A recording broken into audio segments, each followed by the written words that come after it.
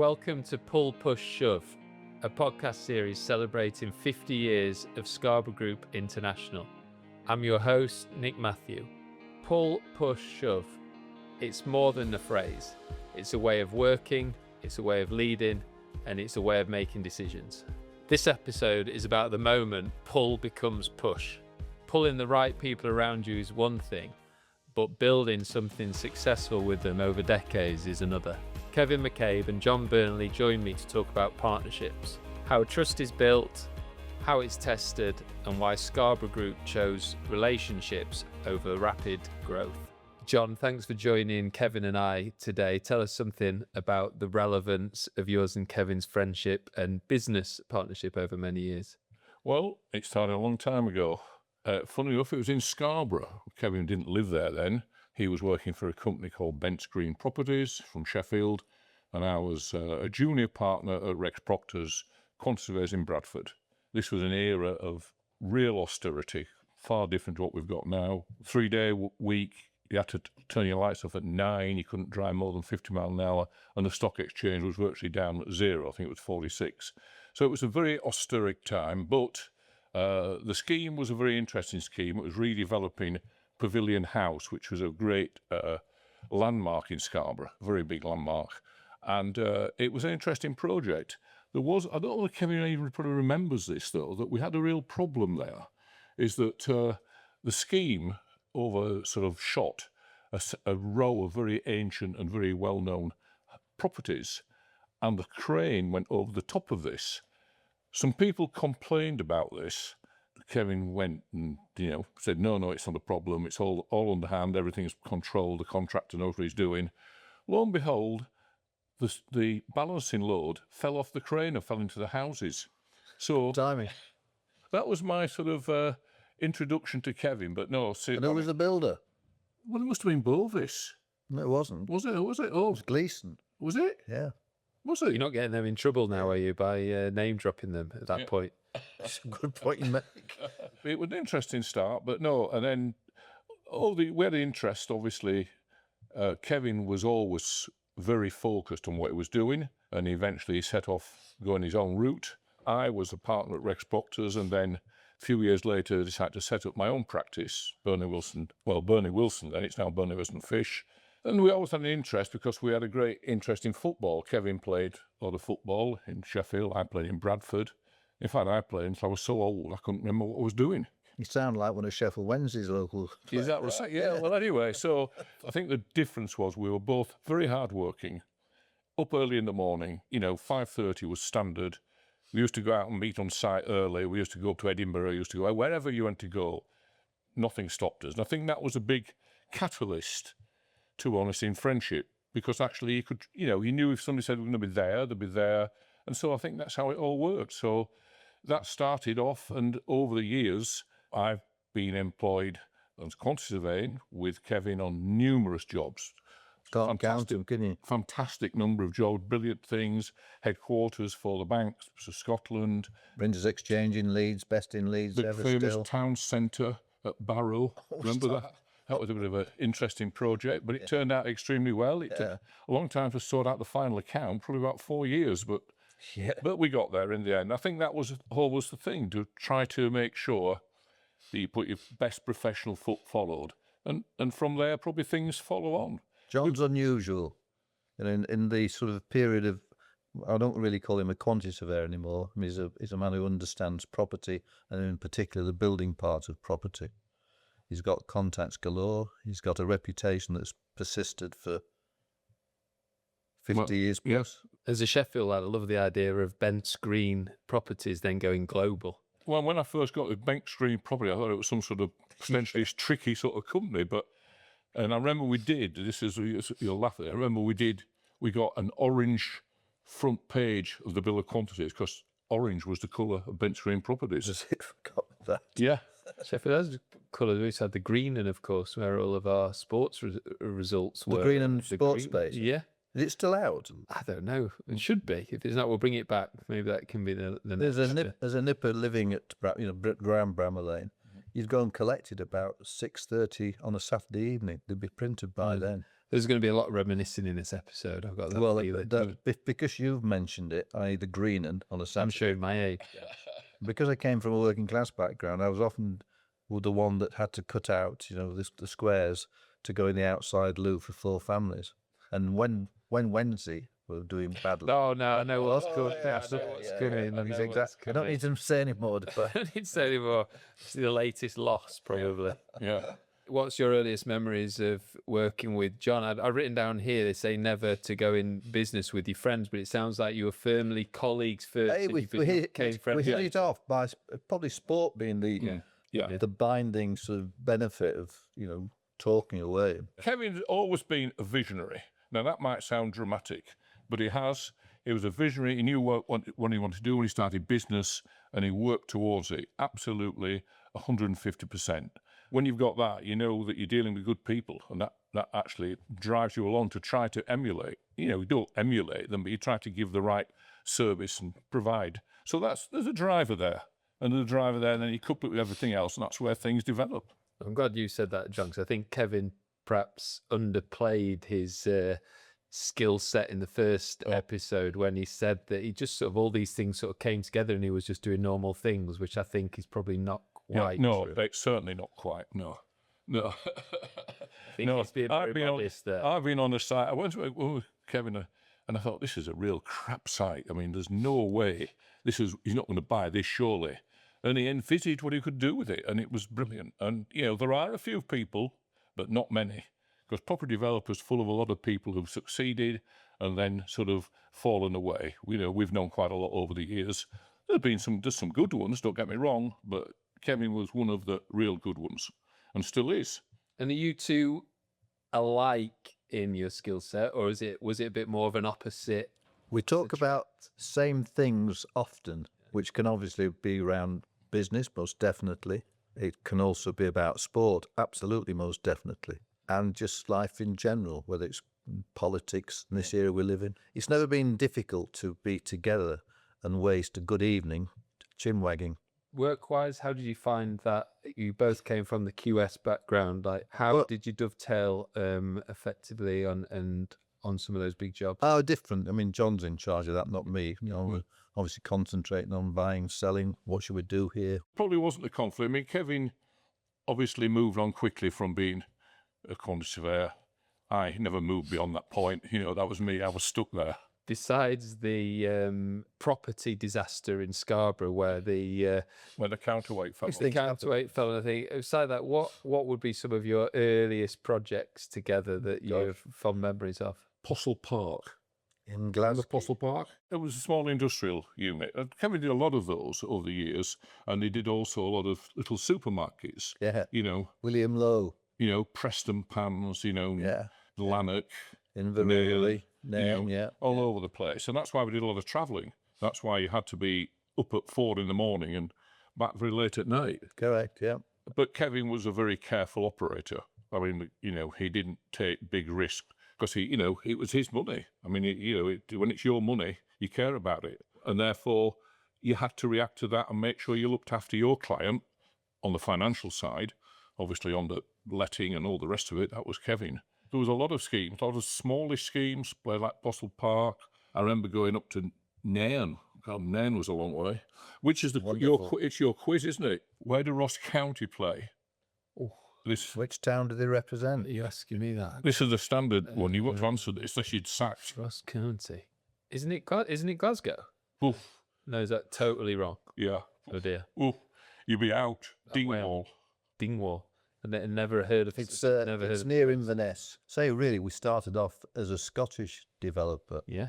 These sort of north of England came a bit later. Yeah.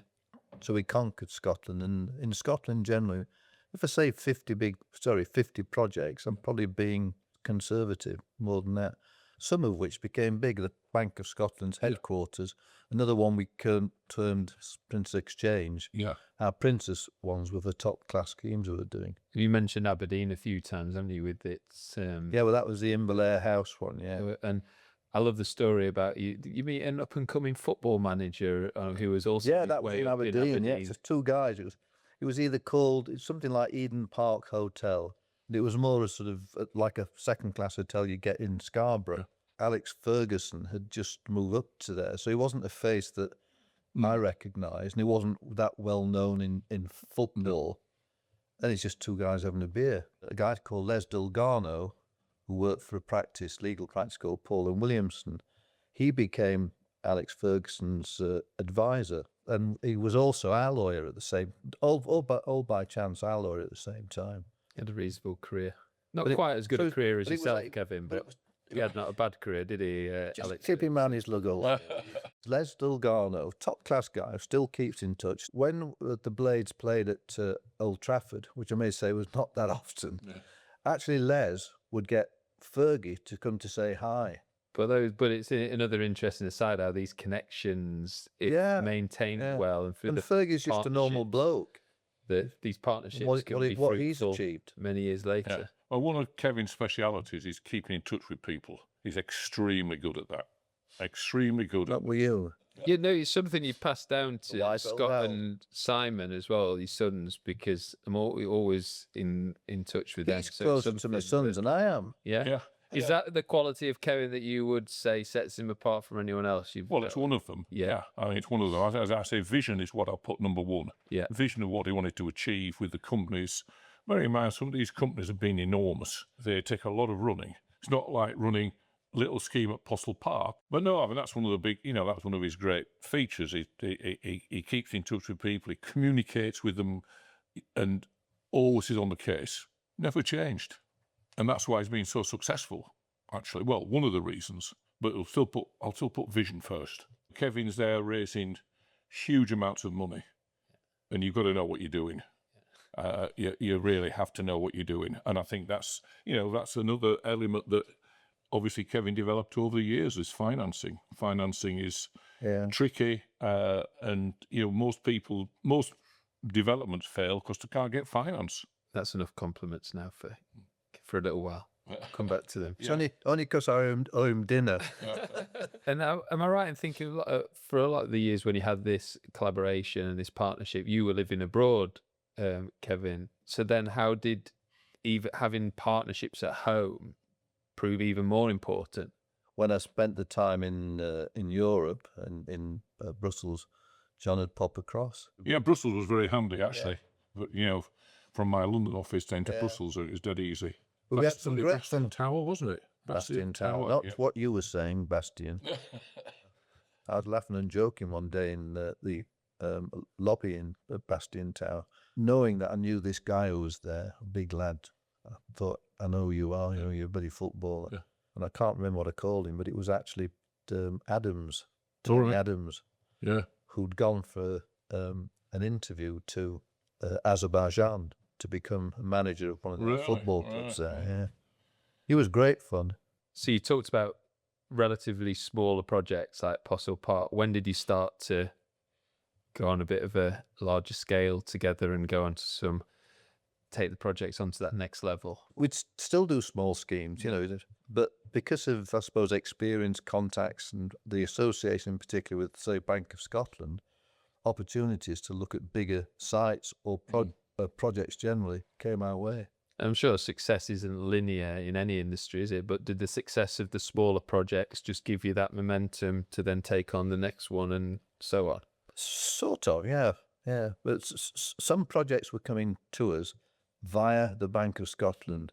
We probably were the biggest customer of the Bank of Scotland at one time, which was thanks to them wanting us rather than us wanting them. Not a bad But partner to have. Well, they did trust us, but that put us in the good books of the hierarchy of Bank of Scotland, where we ended up buying quite a few of their properties, of which they'd get a percentage share.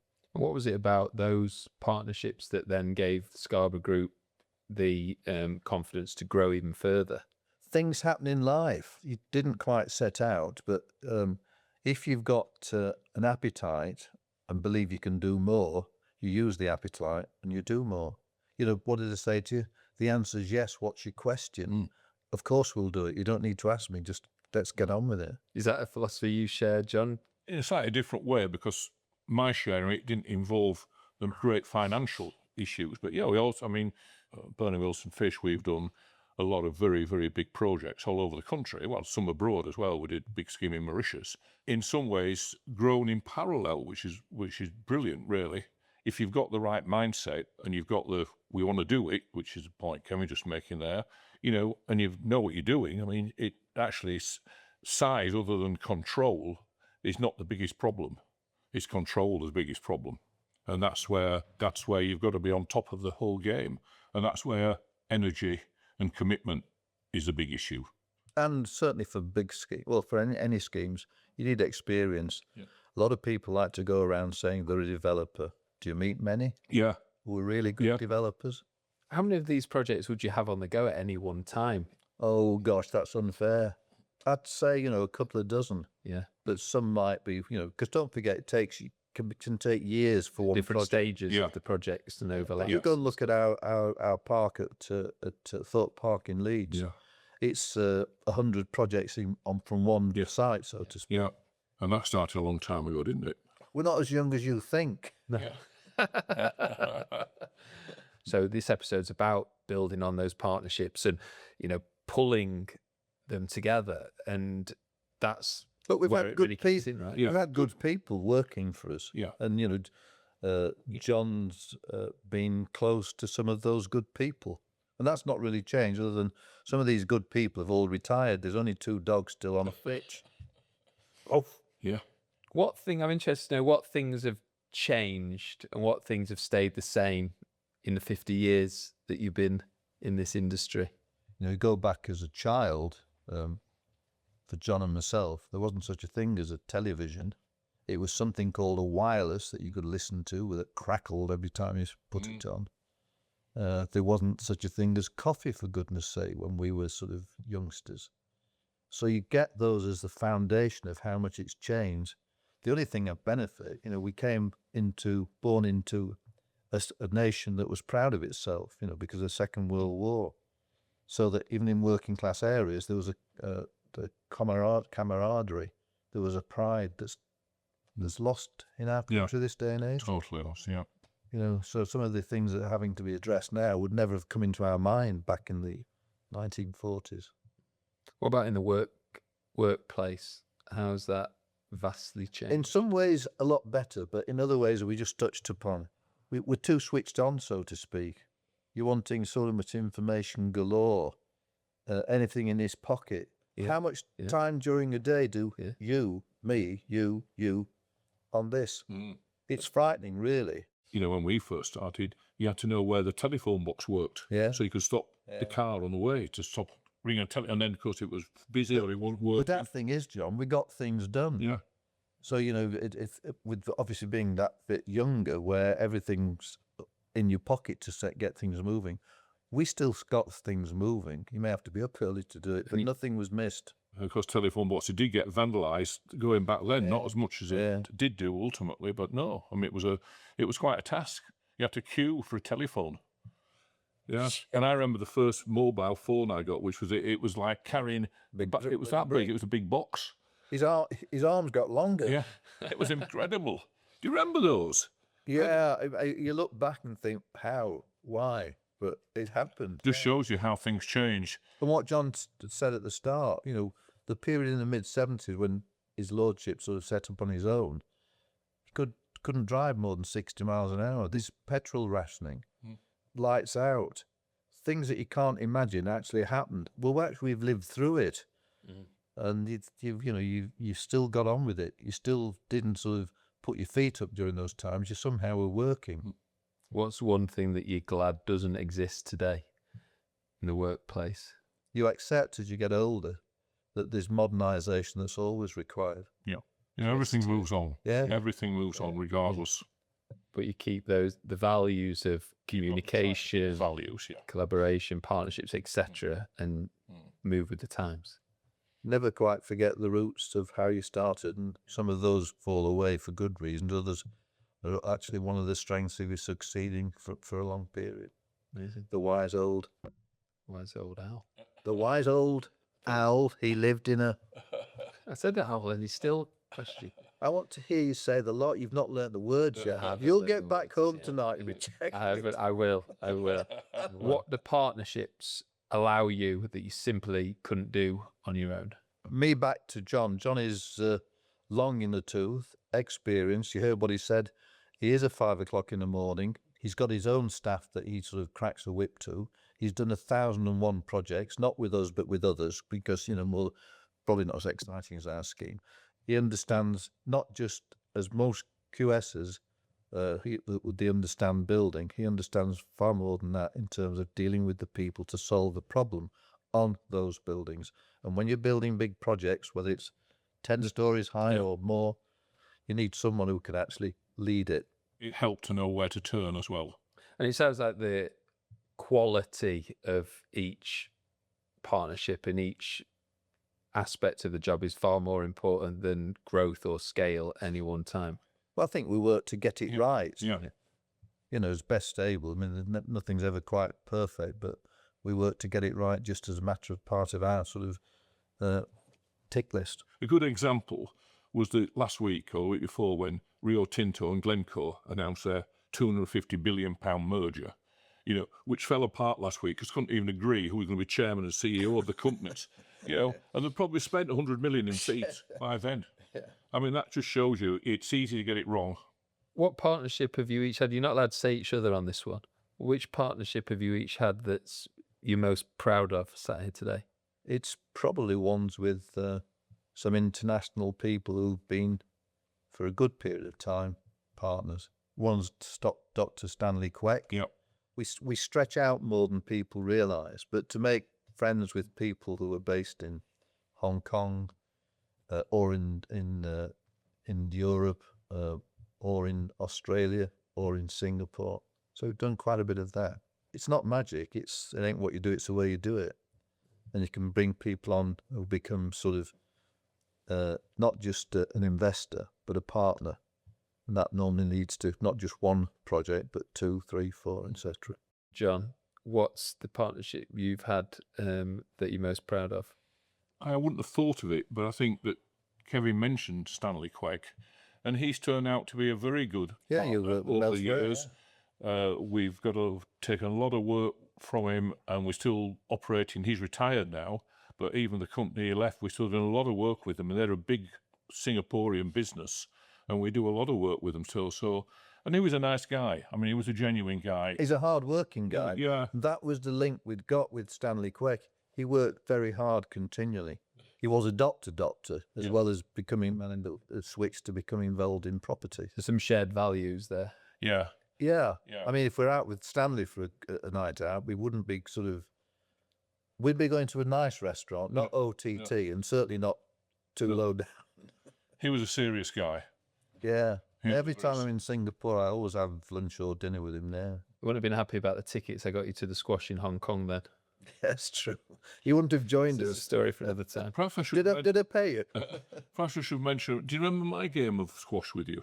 You probably don't. What, You don't, clearly. Obviously, it was so memorable. Yeah. But it was up in Edinburgh, Yeah. and it was a long time ago. And I thought, I can play a bit of squash. I'll go and play. So Kevin said, do you play squash? I said, oh, yeah, I'm not bad at all. So I played one game against Kevin, and I retired from squash forever. He only lost 50 quid. Well, we beat 500. Yeah, I remember that really distinctly. God, it was a different game. So this episode's about the power of partnerships, and of course, the most important person in all this is, of course, Sandra McCabe, who John, of course, knows himself very well. Look, I mean, because of what's happened on the business front over 50 years, because that's what we are now. The company's grown, the family's interests have grown to the stage of having trusts. John is involved in the family businesses beyond the direct building of properties and taking on board projects. So he has his own sort of association with the lads, Scott and Simon. Scott and Simon checking with you more so than Kevin these days, I've heard. Oh yeah, they escaped him, yeah. Well, I've known them from a long time, and in fact, Simon did a bit of his apprenticeship with and Fish. Yeah, did 3 years, I think, probably, and I think it helped him, didn't it? Hope you never played Simon at squash, because that would have been intense. No, Kevin was enough. Yeah. And whilst we've got you a little bit squabbling here, when have you two ever fallen out on anything? Oh, every day. No, not really, is it? No, well, you try. I mean, there's no point in falling out. I mean, mostly people fall out over stupid things, don't they? That's half the problem in life. People fall out over. I've got a friend of mine who has a problem with a neighbour, and they fall out over a neighbour, because you're parking the car in the wrong place, and you think, hey, life's too short for that. But ultimately, you've still got to deal with that person tomorrow, haven't you? So you need to foster that relationship. Well, the big issue with other things, when you fall out, it festers in your mind and it creates bigger problems. And that's the thing to avoid. There isn't time for that. So John has a very close association and friendship with Scott and Simon, together or individually. And Sandra, John's the trusted trustee for our foundation, which we're proud of, which is 25 years old. Yeah. And also the trust we have. And things don't look like slowing down for either of you at any time soon, do they? Well, there will become a day, but not quite sure when it will be for, either John or myself. Who's going to retire first? You. Sorry, we don't think about it. I suppose one day it comes. Because you don't John's think about got his own business, his own practice, which is similar to my situation. I suppose the only difference is I've got two lads. Does that make any difference when I retire? The answer is you never know. You can't predict things that happen, but you don't. No desire to want to retire. That's the key. That's the difference. I know it sounds crazy. People say, well, why the hell do you still get up at 5 o'clock most mornings and drive 50,000 miles a year, whatever? But it's part of your life. That's the reality. Yeah, you don't think about it being early. I mean, this morning I've been left London at 5 o'clock to go 6 o'clock train. It's par for the course, and he's earlier than me. What is it that motivates you to keep getting up at 5 a.m., to keep going? Well, I say I'm generally on my side, and it's probably similar for John.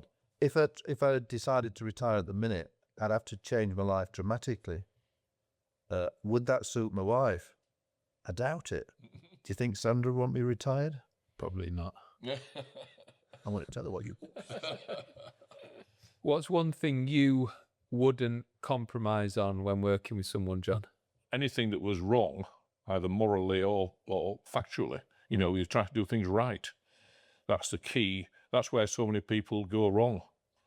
They're tempted to do things that perhaps isn't right. And Kevin? If I didn't like them.